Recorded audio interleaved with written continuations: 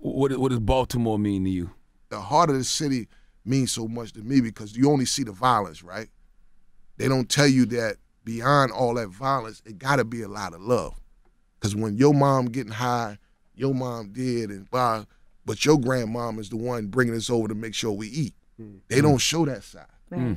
That's the side that keeps everybody going in Baltimore. They need to show that more. Because, yes, the violence there and the drugs and everything, but that inner circle, we had to love something to get by. Cause we cool or whatever. She cool or whatever. I'm cool or whatever. Shit.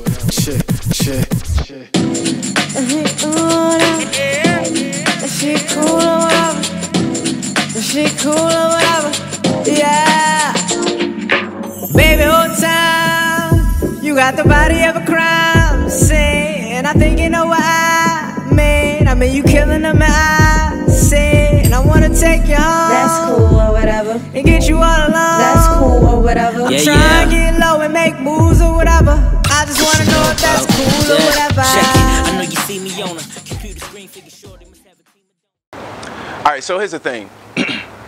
When we talk about Baltimore, or we talk about our communities across the country, I don't want to start the conversation with talking about crime. Because if you're starting a conversation there, then you're kind of shaping the narrative. You're kind of saying, okay, right here, right now, and if you look at these communities, look at these black and brown people, look at the things that they're doing, and it's kind of condescending and it's not fair. Because if we're going to go that route, then we really need to talk about this from a historical context so we can understand how our communities got the way that they are. I'm consciously aware that I did not see drugs in my neighborhood until Ronald Reagan called the war on drugs.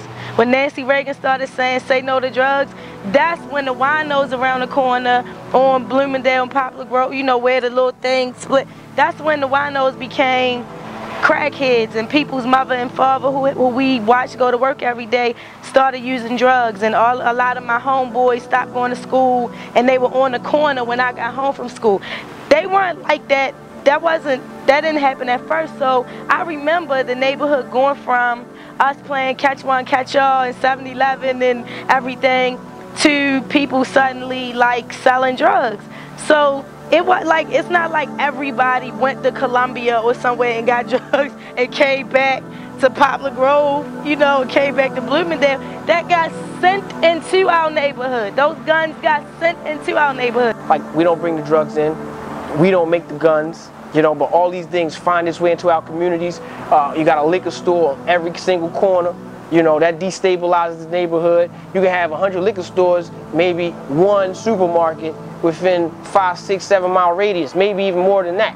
And so all those things put together just put a lot of weight on the people and caused us to be in a degraded state. And so then also back in the day, Baltimore being what they call a city that reads, but then knowing that a lot of the kids are illiterate, a lot of the children weren't learning a lot. And then you see how they have these studies where they make the jails, they make the new jails according to the reading scores of kids in elementary school. This new youth center is a $35 million upgrade built to comply with the 2007 Department of Justice agreement with the state for significant improvements for juveniles in custody. The facility can house up to 60, 50 males and 10 females. It includes classrooms and provides medical and dental services, including behavioral health. Though we wish this facility was not necessary, we intend to use this facility to turn the lives of our troubled youth. Now, the building in the past has received some opposition from people who say the $35 million or however much money was going to be spent would be better spent on programs that prevent young people from being incarcerated. And then next you know, the next week or two, 100 teachers are being fired. It's like, what's important? Now, some people say, well, if you wasn't doing crimes, then you wouldn't be locked up. But the argument that we have here is saying that ALEC and the mass incarceration agenda specifically focused on the black community. The American Legislative Exchange Council, also known as ALEC, is snatching up public employees' jobs, and they're also hurting small businesses. And the way that they're doing that is they are transferring jobs over to prison laborers. Oh, fantastic, because you know, we weren't close enough to slave labor. Let's just get right to it, right? This is literally modern version of slave labor. What they're doing is they are having prisoners, okay, do the work that public employees are doing now, except prisoners do it for free, or they do it for like 20 cents an hour. Yeah, let's be fair now. 20 cents an hour. I mean, isn't that a livable wage? They're in prison anyway. What difference does it make? They have to do it. We can force them to do it. Who else did we used to force to do labor? Let me try to remember, okay? And they say, but hey, out of the goodness of our heart, we're providing shelter for them in prison. And that's part of their compensation. And they're gonna make more money, because they make a lot of money off prisons, you know what I mean? And they count on brothers, you know, being in there. And you see it, the statistics where a white person and a black person do the same crime, that brother going up the creek. You know what I'm saying, for a good long time. And just last week, Whole Foods had to issue yet another semi-apology. Whole Foods will no longer sell products made by prison inmates. Prison reform advocates say Whole Foods is profiting off the sales of items prepared by inmates who apparently aren't paid much. I have to hand it to Whole Foods. They did the responsible thing, and they stopped doing it just as soon as they were caught. Just like the prisoners who make their food. I talk to a lot of kids in the city, especially young black men, because we dying at a high rate. So when you talk to these kids and you get them one-on-one, actually a lot of them don't really want to live that way, or they don't want to be like that. But once you amongst a group of people and everybody is following this culture, following such a negative culture, then they feel like they got to betray that. They feel like they got to be that. They feel like they got to paint this picture that they may necessarily not be. If I grab a juvenile for offense, I'm going to find out what his home life is before I book him, because a lot of times they put in a situation where that's what they got to do. Then you got to help them. Anybody that know me from Baltimore City is being a police, they know I done got people jobs. I made sure if I found that home life was messed up, I found some kind of way of helping instead of trying to put them in jail all the time. You know what I'm saying? Just like now, I'm up here at Upton. I give back all the time and giving back ever since I've been back here. You know, back in the city from when I was in the military. So, only thing I gotta say is get back to the old ways of letting the parents be parents and discipline their kids. If they don't know the difference between repercussion for their actions, they're gonna keep doing what they do. I really feel if we put some things together as the older generation, that middle-aged generation, that these younger people will follow and do some more positive things. It's a lot to offer here. Baltimore's a small city, but it's a lot to offer here. So I really think that Baltimore is a good place to bring your kids up if you put them in the right environment. Businessmen, women, anybody that want to help the youth for real. A lot of them be faking saying they want to help the youth. Invest into the youth. And what I meant by that, I mean when you come into the recreation center, partner up with the recreation centers. You understand? Well, how can I help a kid get to achieve his goals? And that's what it's all about. Everybody think Tank just came a champ overnight. No, we had the police keeping them off the street. I'm not keeping this real. When they caught him on the corner, they called me, Coach, you fight on the corner. Grab his ass. It takes a village to raise a child. You know, being a product of Baltimore, I didn't get to this plateau or get to this point in my life without the help of many people in my village, right? I mean, outside of my family, we're talking about friends and then friends of family and things of that nature. And so what the Ryan Institute really tries to be is just try to be an extension of that village, right? And so we agree that when we talk about that African proverb, it takes a village to raise a child. Well, we just want to be a part of that village. And whatever we can do to help your child, help your scholar get to that next level in their life, that's what we decided to do. And so obviously academically is one of the things that we definitely can control and that you can, you know, kind of use that to get to the next level. And so that's where the Ryan Institute was really kind of developed for that reason. You know, allow us to be that academic extension of your village to help your scholar, help your child reach their next level. As you can see, the basketball court, you know, which I do every year, has been done over again in preparation for like the 8th annual Never Give Up Summer Festival. So just one of the things I do, man, to pretty much show my hood I never forgot about them. Where we give a lot of opportunity to kids to create a platform to rap, sing, and perform, you know, and do what they love to do, but give them a platform where, you know, it's free, you know, and everybody can come out and support them, you know what I'm saying? A family fun feel an environment where everybody can enjoy themselves, and, you know, kids can get their face painted, get a free snowball hamburger, listen to some good music, and enjoy each other's company without there being a lot of, you know, tension and, you know, strife and violence and things like that. I'm blessed that since I've been giving this event, not one time have we had anything that was really problematic or caused someone to get hurt, you know, or lose their freedom. It's been very healthy, you know, and successful and very positive. So as long as I got, you know, air in my body, I'm gonna continue to give back. I mean, I grew up here, so, you know, I grew up in the city.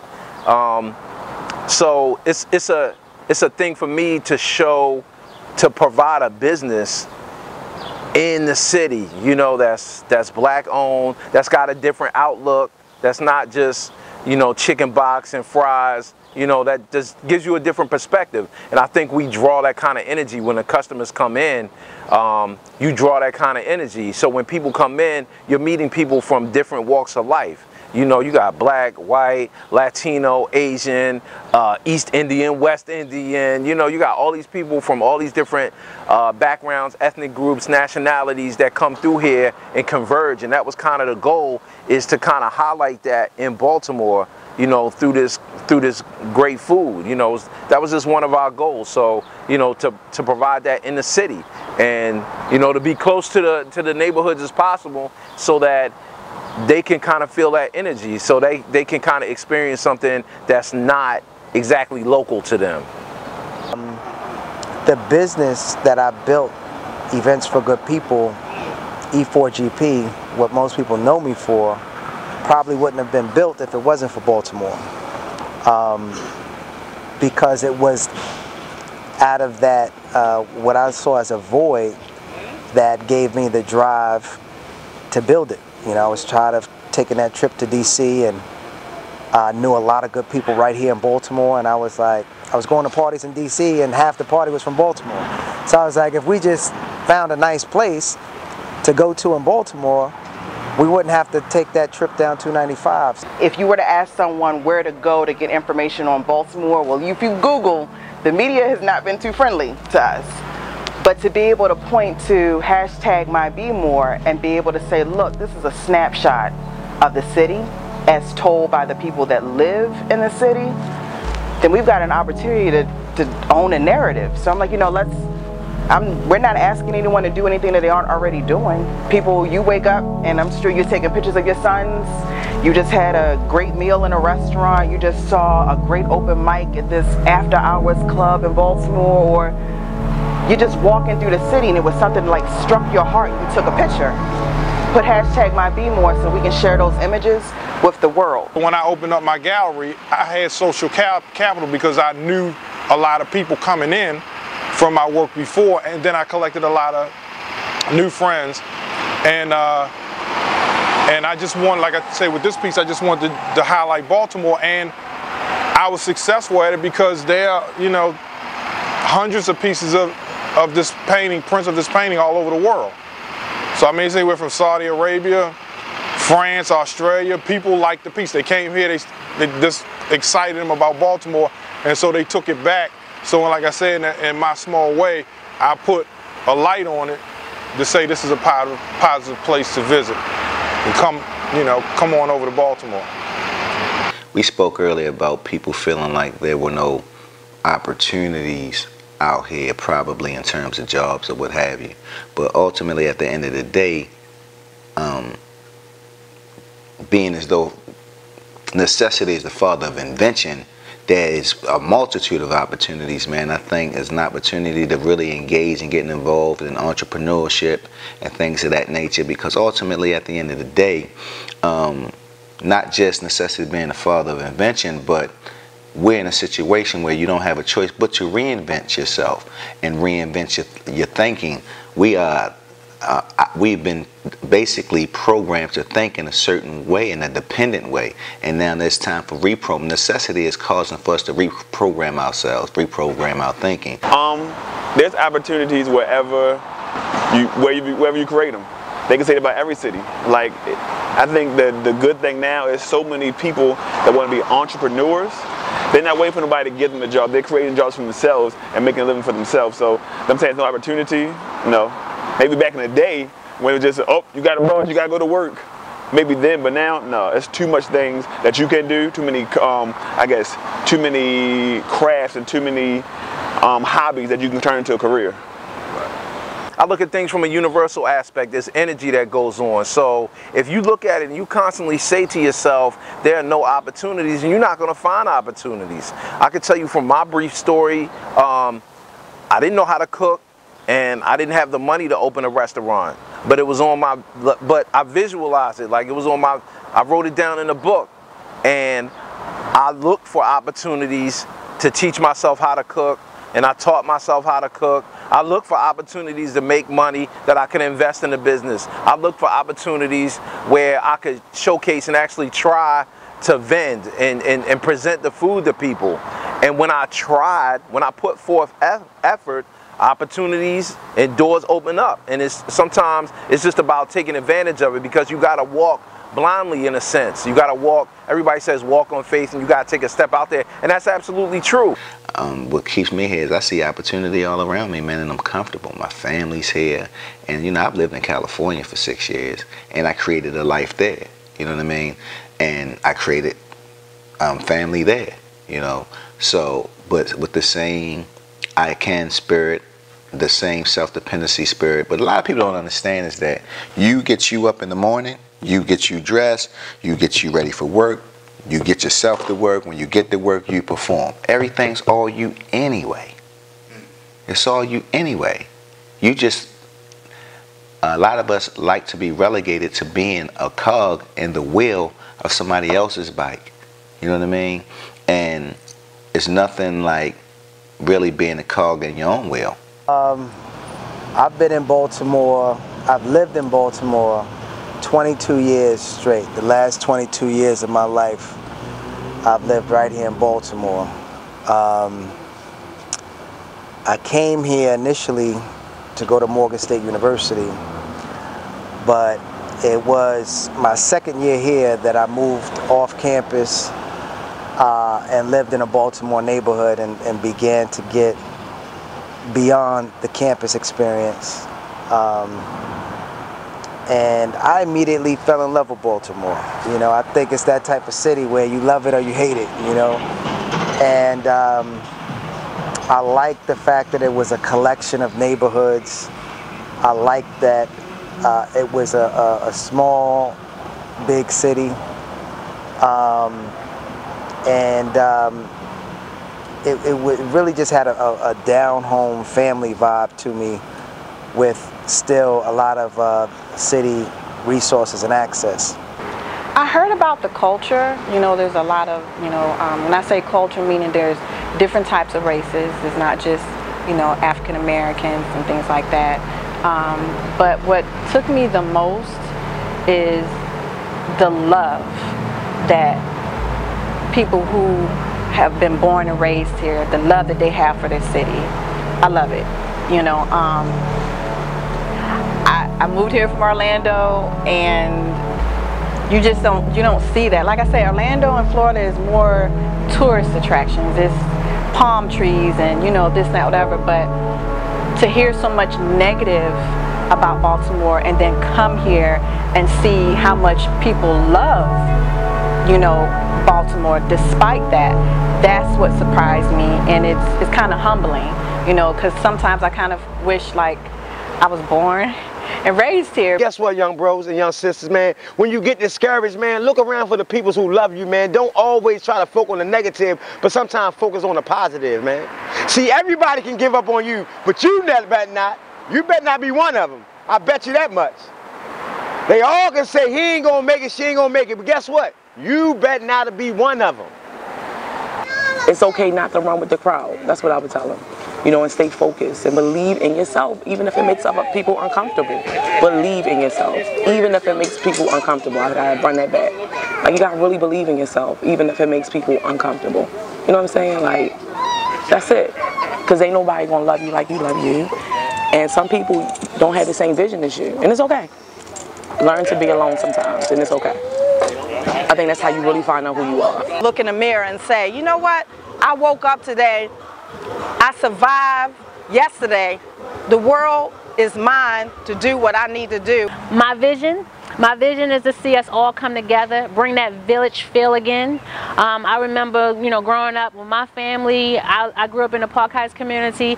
The village was there, from the school to the neighbors, churches, everybody, the schools, everybody was involved. So I want to see that again. I want to see us being able to help each other, not judging how a person looks, but to actually help them. Because I've been an example on both sides. I've been an example on the bad side, and guess what? And I manifested on the good side. So guess what? Sometimes let your light so shine right before men. You got to know that, guess what? They're going to see your change in your life and ask you, hey, Mr. Kevin, Barry, how did you get there? And you go, man, let me tell you about a man named God. Let me tell you about a man named Jesus. Let me tell you about this generation hip hop. Let me tell you about Devin. Let me tell you about anybody who's trying to manifest change in our communities. Because it's bigger than I. It's only we. I never done anything but cause havoc. But we collectively can do anything together. I think we need a lot of young, new leaders. I mean, you know, I'm not blaming anyone in particular for a lot of things that occur in my lifetime, but the city of Baltimore as a whole, some of the problems that we see every day has been going on for a long time. So some of the elected officials or selected officials, they've been in office. And I know they can't do it by themselves. I just think that people, you know, relate to people that influence them, you know, and trust the people that they feel like got their best interest. And I feel like right now, you know, we can take a page out of certain people's books and find ways to encourage each other to get deeply involved. So what I like to do is have an impact on who we put in office, you know, who represents us, you know, and how they represent us, you know. And I know it starts from, again, the voting booth, but making sure the person is not just, you know, certified, make sure they qualify, you know. I want for Baltimore for us to wake up and actually feel as if we had the opportunity to make changes. There's a quote that I just recently learned. It's like from an author, Jean Tomer, I believe, and it's call them from their houses and teach them to dream. And I think that's beautiful. Like, if you don't know what you don't know, you can't blame someone. So just to give someone the opportunity to think differently.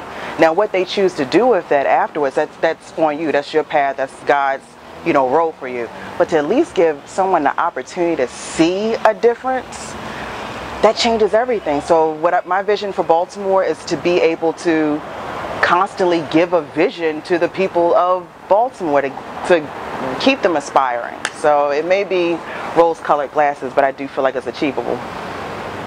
My vision for Baltimore, I think it's just not for Baltimore, but I guess all around the world, that it's enough negative stuff in the world. We got threats from other countries, and you know, you got these crazy hurricanes and stuff like that. We got to learn to love more.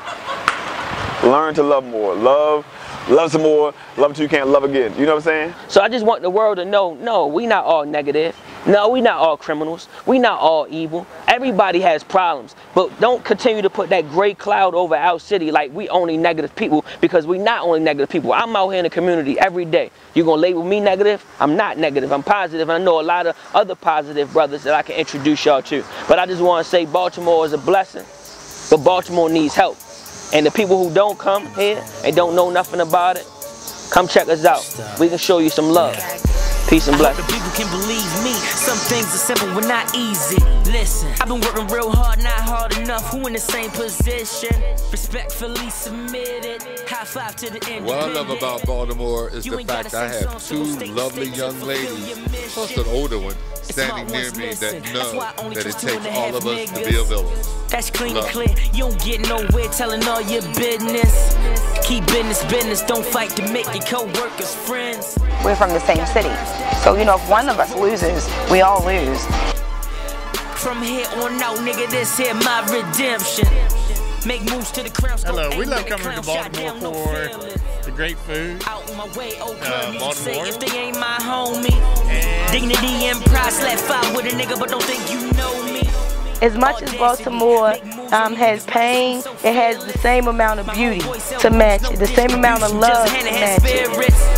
good turnover rate for a cut rate high, nigga get the best prices. We want to see change and great things happening in our city for real. We got great things happening. It's just that the media, social media, things like that don't show everything that's going down. But it's a lot of love and peace in Baltimore. It's just you have to come down and find out for yourself. Tell weak niggas to get real. I tell real niggas to beware. Watch who you count your money with and who you willing to meet with. A setup ain't far-fetched for what niggas put cold cash on your haircut. I seen dumb niggas that live long. I seen smart guys have a long run. I know niggas never had to sell one drug. I seen niggas trap, never had no fun. I seen niggas strap, never take one shot. Some men keep the peace, never no gun. I seen a girl, 3 kids, missed opportunity, never know what out-of-state college is. I know an old school killer, straight all job, nigga, everyday dialysis. I see myself in trouble, Lord knows I've been out here living my process.